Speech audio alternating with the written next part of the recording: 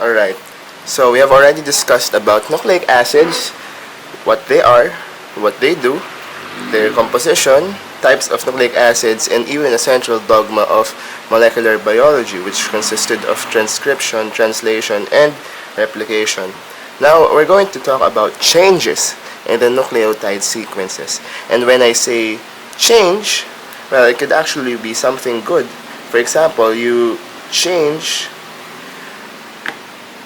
DNA in creating recombinant DNA, or in genetic engineering to get some characteristics of a certain organism that you want. For example, you want larger tomatoes or seedless bananas or even leaner cows or poultry, but there are just some changes which you do not like because they are causes of diseases or abnormalities in the body, especially of humans, and that's what you call mutations. These are changes in the nucleotide sequence, alright, that can happen either spontaneously or it can also happen by induction, or it's something that you induce using physical or chemical means. Well, mutation could indicate that there's an injury, because in order for you to change the sequence of DNA, there must be something going on, because DNA is protected inside the nucleus, right? It's supposed to be safeguarded and it cannot be touched or altered. But in cases wherein it becomes changed, there are certain things that could happen. First, you must ask, can the damage be repaired? If it can, and if it is repaired, then there is no change at all. That's a good thing. If not, and the failure of the repair system to work on the damaged DNA causes immense trouble to the cell and stress, it may actually die. The cell may die due to the failure of the repair system. But sometimes some cells can actually live without the need for repair, and what that means is they kind of escape. Alright, they escape repair and live on, and there are certain abnormalities because now the DNA that this cell has is not the normal DNA, it's already altered, and this could manifest, for example, in cancer. Alright, in cancer, what happens is that there are certain genes that suppress the cancer cells from being active. We know, or we should assume that by now we have an idea that cancer cells are actually inactive or are benign unless it becomes activated by a particular agent. And the genes that control this are called Proto-Oncogenes. Just like enzymes, the word pro or proto here means it's something that is not yet active. And when mutation transforms these proto-oncogenes into an oncogene, then, well, it's what it is, a gene that manifests cancer.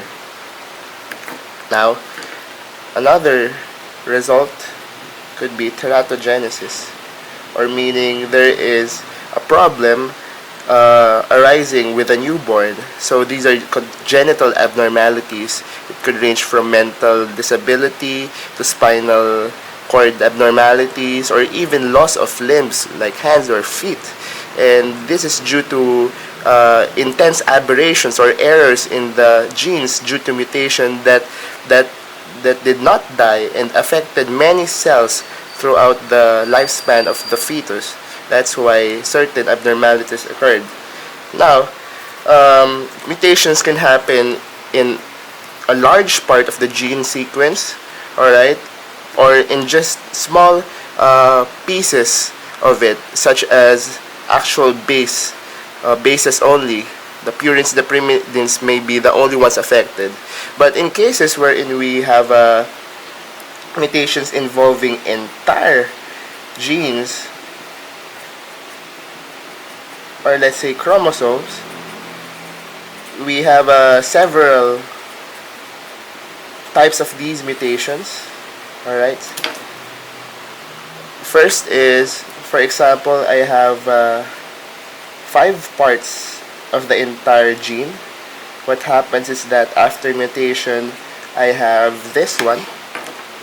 And what happens in this case is that the portions 3 and 4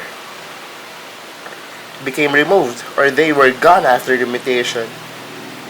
This one is called as deletion.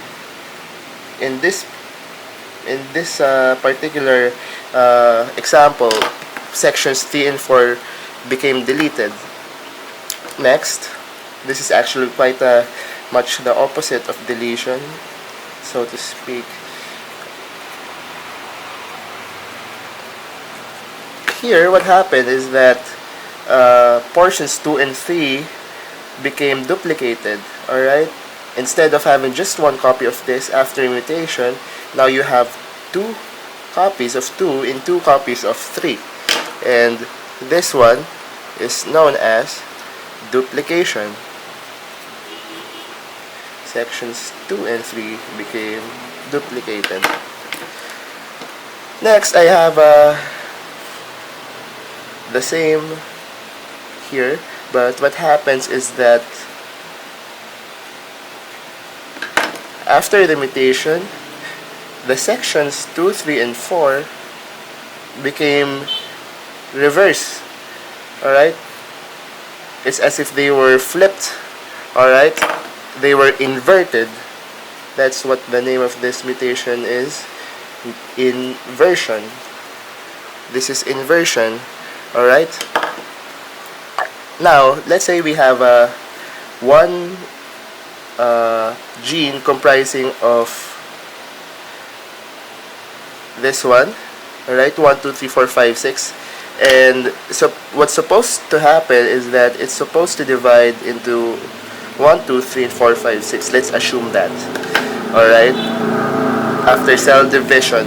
However, in cases wherein this does not happen, for example, we're supposed to have 2 genes resulting from this starting point.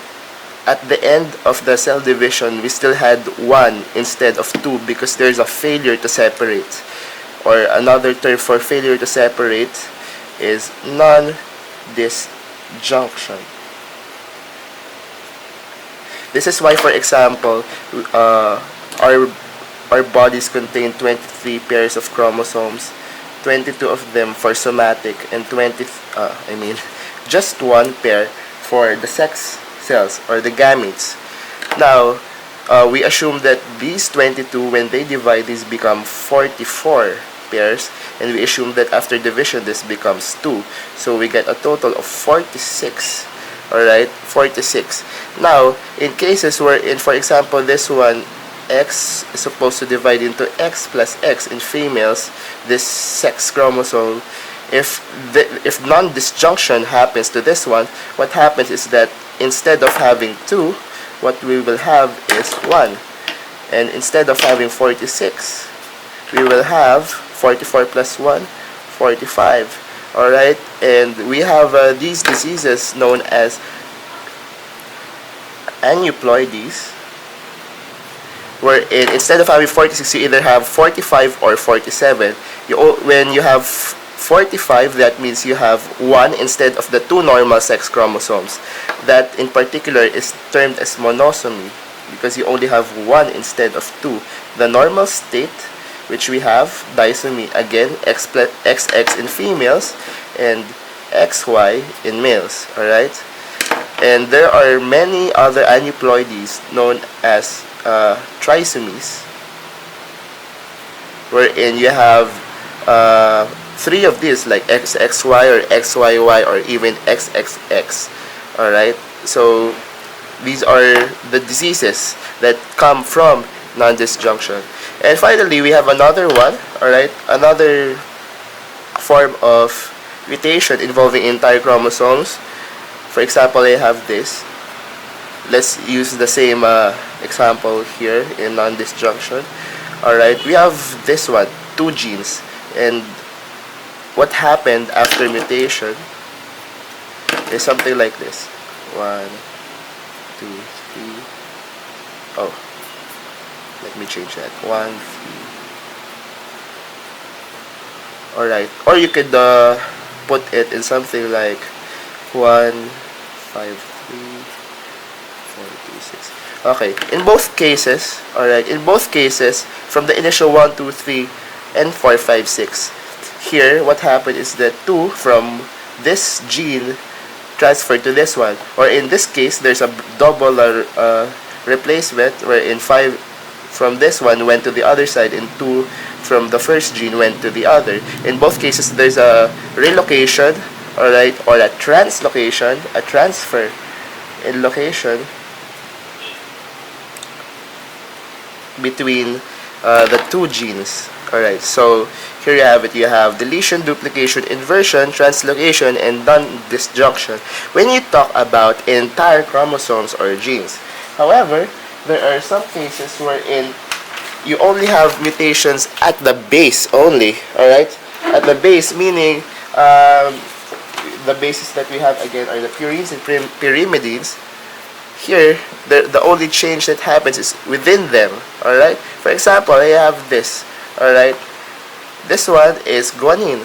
Alright, this one is guanine. And what we see here is in this rearrangement reaction, this one, this portion here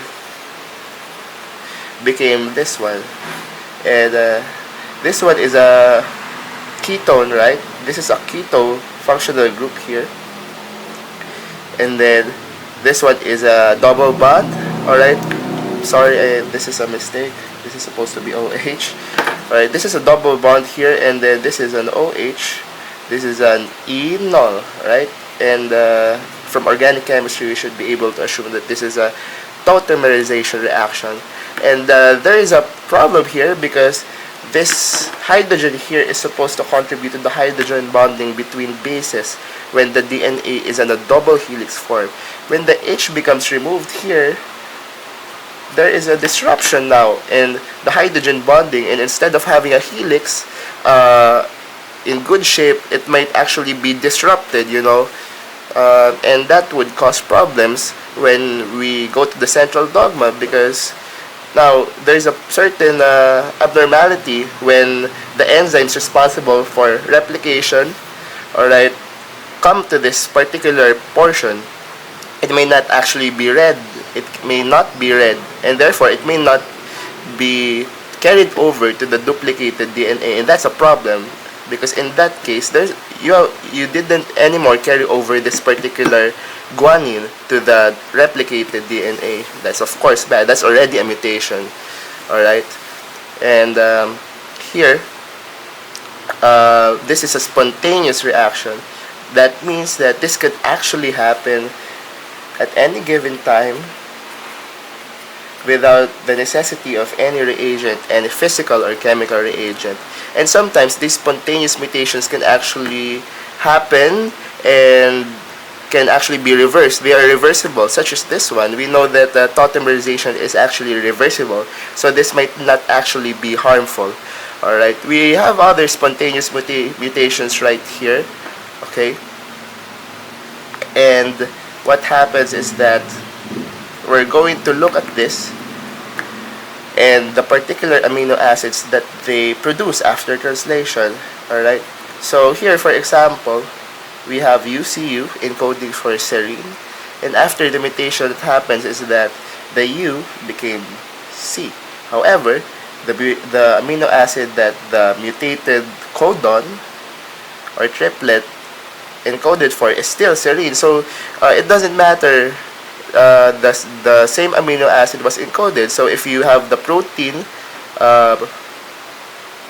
created out of this mutated gene, it's as if nothing happened. It didn't really make some kind of noise. That's why you call this a silent mutation.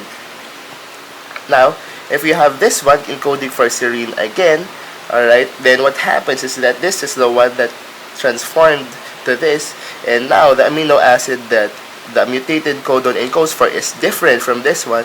Now there's a problem in the protein that you produce after this, because there's already an alteration in the amino acid being encoded for. And so this is what you call a missense, because there's a mistake now in one of the amino acids being encoded after mutation. Now, what if we have a codon here that after mutation, instead of coding for an amino acid, is actually a stop codon? Remember, our stop codons are UAG, UGA, and UAA. Wag, uga, wa.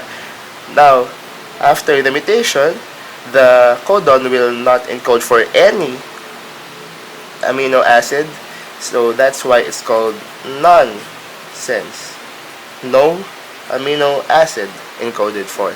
And so these kinds of mutations that target particular bases only, alright, instead of portions that we have talked about in entire chromosomes, such as inversion and deletion, these are called point mutations because they only target small points at the nucleotide sequence. Now we have additional mutations here. For example, in the sequence ATCG, it became GTCG, and what happens is that adenine was converted to guanine. Adenine is a purine, alright, and guanine is also a purine.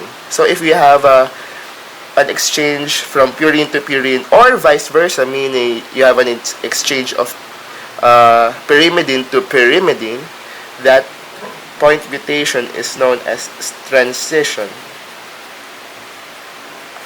However, if you have something like this, we have adenine, a purine, transforming to cytosine, which is a pyrimidine. Alright, if you have a crossing over of one chemical class of base to another, meaning pyrimidine to purine or purine to pyrimidine, we call that transversion.